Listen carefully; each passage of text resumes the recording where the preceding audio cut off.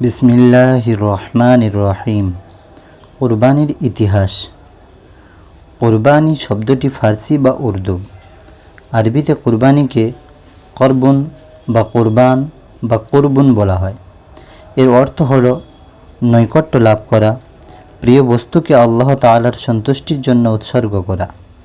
শরিয়তের পরিভাষায় নির্দিষ্ট জন্তুকে একমাত্র আল্লাহ পাকের নৈকট্য ও সন্তুষ্টি লাভের উদ্দেশ্যে নির্দিষ্ট সময়ে নির্ধারিত নিয়মে মহান আল্লাহ পাকের নামে জবেহ করা হলো কুরবানি।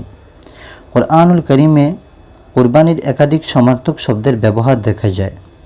নাহার, নুসুক, আল আজহা ইত্যাদি বিভিন্ন শব্দ দ্বারা কুরবানিকে কোরআন শরীফে বলা হয়েছে। যেভাবে শুরু হয়েছিল কুরবানি।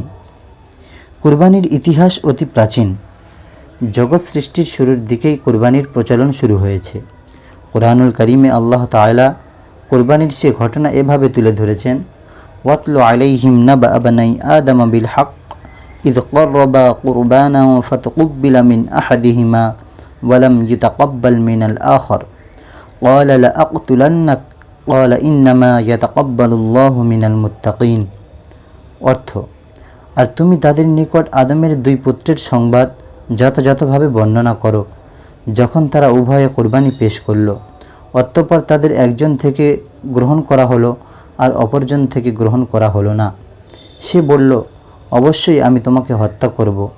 অন্যজন বলল, আল্লাহ কেবল মুত্তাকিদের থেকে গ্রহণ করেন। যদি তুমি আমার প্রতি তোমার হাত প্রসারিত করো আমাকে হত্যা করার জন্য, আমি তোমাকে হত্যা করার জন্য আমার হাত তোমার প্রতি প্রসারিত করব না। নিশ্চয়ই আমি সৃষ্টিকুলের রব আল্লাহকে ভয় করি। সূরা মাঈদা আয়াত নম্বর 27 এবং 28। তারপর থেকে প্রত্যেক যুগেই ধারাবাহিকভাবে কুরবানির এ বিধান সব শরিয়াতেই বিদ্যমান ছিল।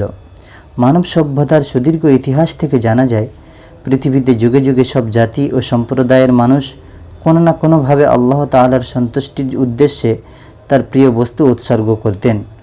আর আল্লাহর সন্তুষ্টির উদ্দেশ্যে প্রিয় বস্তু উৎসর্গই আজকের কুরবানি। এ কথার প্রমাণে আল্লাহ তাআলা বলেন, ওয়ালিকুল্লি উম্মাতিন জাআলনা মানসাকাল লিয়াযকুরু ইসমাল্লাহ আলা মা রাযাকাহুম মিন বাহিমাতিল আনআম ফাইলাহুকুম ইলাহুম ওয়াহিদ ফালাহু আসলিমু ওয়াবাশশিরিল মুখবিতিন। অর্থাৎ, আমি প্রতিটি সম্প্রদায়ের জন্য কুরবানির নিয়ম করে দিয়েছি। তাদেরকে চতুষ্পদ জন্তু হতে যে রিজিক দেওয়া হয়েছে সেগুলোর উপর তারা যেন আল্লাহ তাআলার নাম উচ্চারণ করে, কারণ তোমাদের মাবুদই একমাত্র উপাস্য, কাজেই তার কাছেই আত্মসমর্পণ করো আর সুসংবাদ দাও সেই বিনীতদেরকে। সূরা হজ আয়াত নম্বর 34। বর্তমান কুরবানির ঘটনা মুসলিম উম্মাহ প্রতি বছর 10 জিলহজ যে কুরবানি দিয়ে থাকেন, এর প্রচলন চলে আসছে হযরত ইব্রাহিম আলাইহিস সালামের জামানা থেকে। আল্লাহ তাআলা প্রাণপ্রিয় সন্তানকে কুরবানির নির্দেশ দিয়েছিলেন। হযরত ইব্রাহিম আলাইহিস সালাম সে হুকুম পালন করে সফল হয়েছিলেন। মুসলিম মিল্লাতের পিতা হযরত ইব্রাহিম আলাইহিস সালামের কুরবানির পর থেকে উম্মতে মুসলিমা আল্লাহর সন্তুষ্টির পেতে তার এই নির্দেশ কুরবানির বিধান পালন করে আসছেন।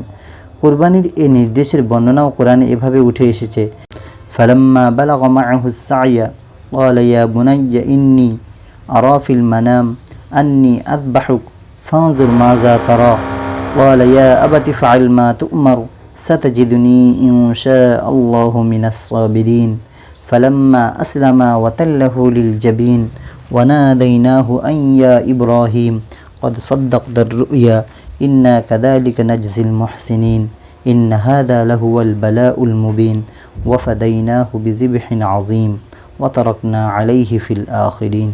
অর্থাৎ, অতঃপর যখন সে তার সাথে চলাফেরা করার বয়সে পৌঁছল, তখন সে বলল, হে প্রিয় বৎস, আমি স্বপ্ন দেখেছি যে আমি তোমাকে জবেহ করছি, অতএব দেখো তোমার কি অভিমত।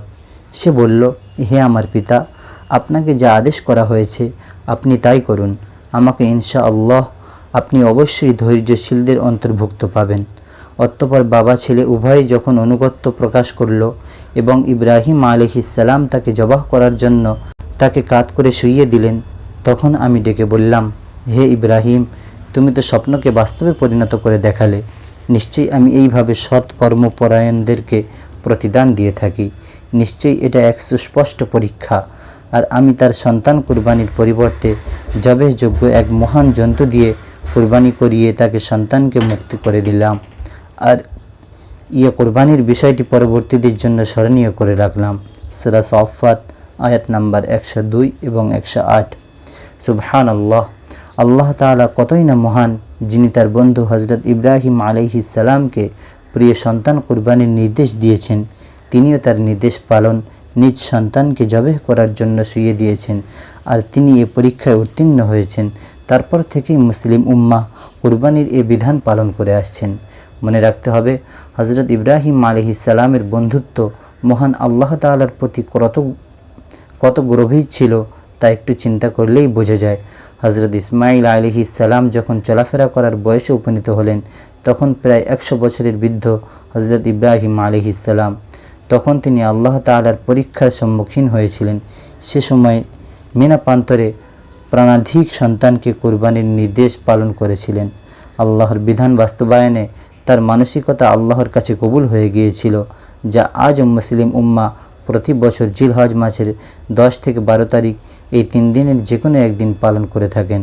আল্লাহ তাআলা মুসলিম উম্মাহকে লোক দেখানোর জন্য কুরবানি নয়, বরং পশুকে জবাইয়ের মাধ্যমে আল্লাহর সন্তুষ্টি অর্জনে মনের পশু ও আমিত্বকে জবাই করার তৌফিক দান করুন। কুরবানির মাধ্যমে নিজেকে তাকওয়াবান হিসাবে তৈরি করার তৌফিক দান করুন। আমিন সুম্মা আমিন। আসসালামু আলাইকুম ওয়া রাহমাতুল্লাহি ওয়া বারাকাতুহু।